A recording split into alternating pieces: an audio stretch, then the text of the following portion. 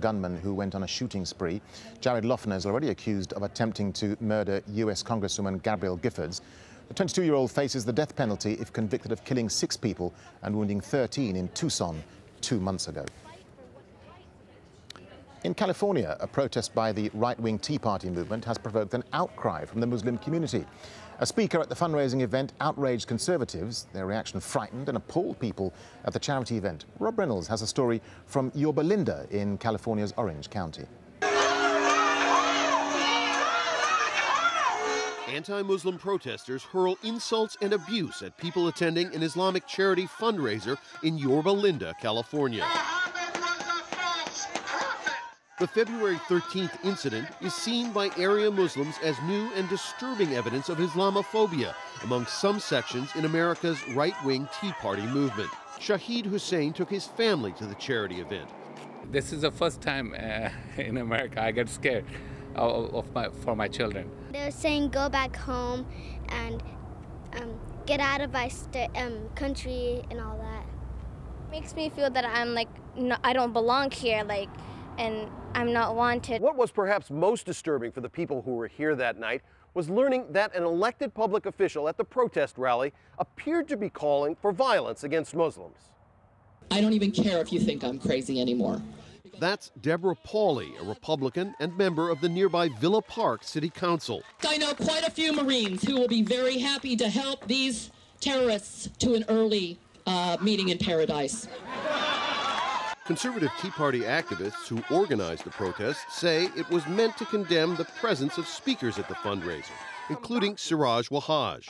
U.S. prosecutors had linked Wahhaj to the 1993 World Trade Center bombing, but he was never charged and has denied any involvement.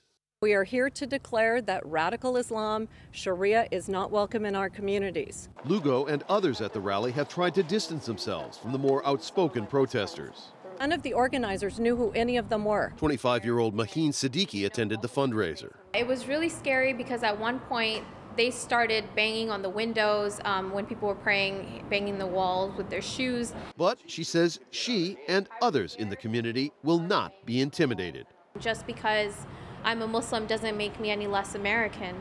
Rob Reynolds, AlJazeera, Yorba Linda, California. Now, the uprising in Libya has led many countries to launch huge operations to get their nationals out of the country and, of course, to safety. But many Bangladeshis remain inside the country, unable to get out. Well, to find out more on evacuation plans for these people, we're joined by Walia Rahman, a former Bangladeshi Foreign Affairs Secretary. He joins us on the phone from Dhaka. Mr. Rahman, what have you been hearing about the situation facing Bangladeshis trying to get out of Libya? How bad is it? Well, you see, I tell you, this is bad means it is bad for everybody, the Bangladeshis and other nationalities too. Out of 8 million Bangladeshis working abroad, about a little over 50,000 more or less Bangladeshis work in Libya. And they were very happily working all these days until this revolution broke out. Now, many of them have gone to Tunisia, majority of them, and the rest of them have gone to Egypt. And Tunisia and Egypt taken together would be about 4,000 to 5,000. And many more are coming to the border. And the government of Bangladesh is giving all support, all possible support, in lifting them from those two countries.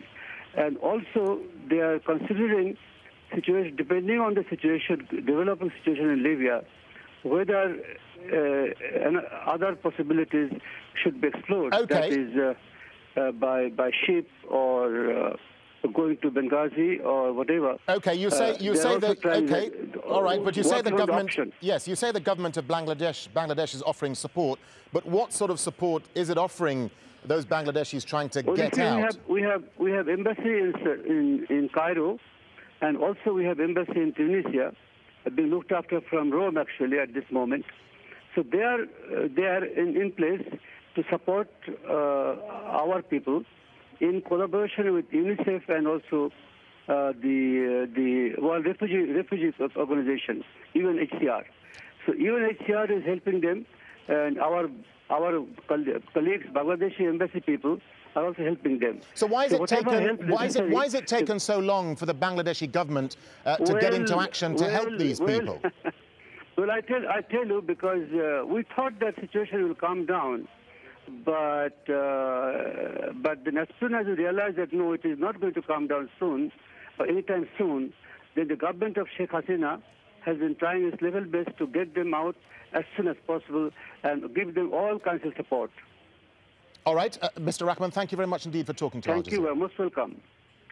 All right, let's quickly return to headlines now from the Americas. And in Peru, parents are mourning their 3 young daughters who were buried by a landslide. A torrent of rock and mud swept away their home.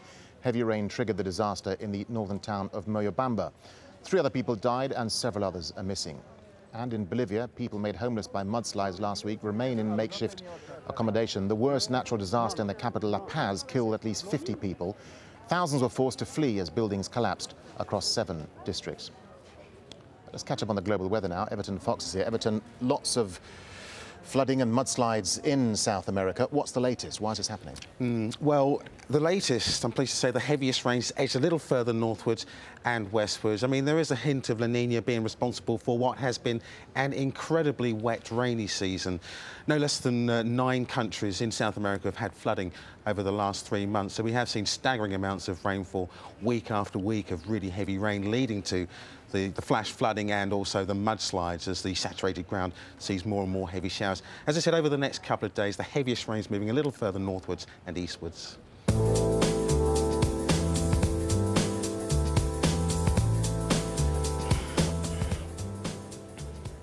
Well, we can see from our satellite picture where the heaviest cloud is.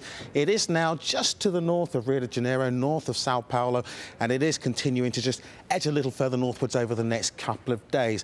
You can see the heavy showers pushing towards Peru, towards Bolivia as well, but most of that is starting to edge a little bit further northwards and eastwards, so slightly brighter skies coming in behind, but that's not to say that we are out of the woods. We do still have some very heavy showers to come into Bolivia, into Peru, pushing up towards Ecuador again over the next few days. That heavy rainfall, as you can see, stretching up through Colombia, Venezuela, right the way across a good part of the Amazon basin. So we are going to see more disturbed weather in the coming days. Argentina, on the other hand, is looking largely fine and dry. And it's looking largely fine and dry too for South Africa. Some very warm sunshine to come here. Temperatures typically around the Eastern Cape getting up to maybe 29, 30 Celsius. A pleasant 24 to come for Cape Town. The seasonal rains here, they continue to stretch their way across Angola, Zambia, into Mozambique, into Madagascar. Edging a little further northwards, we're seeing heavy showers also starting to make their way up into a good part of Tanzania. For South Asia, it's largely fine and dry. We've got a few showers for Sri Lanka.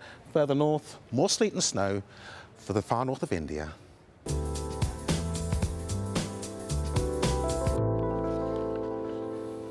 We'll have more coming up in the news hour, including a live update on the evacuations at Libya's border with Tunisia. And the state of their nation, the latest from the People's Congress in China. More on that. Stay with us.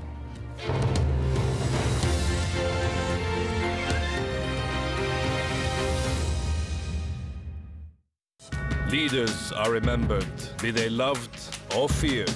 But what of the men and women whose hands build their monuments and whose blood stains their battlefields? People in power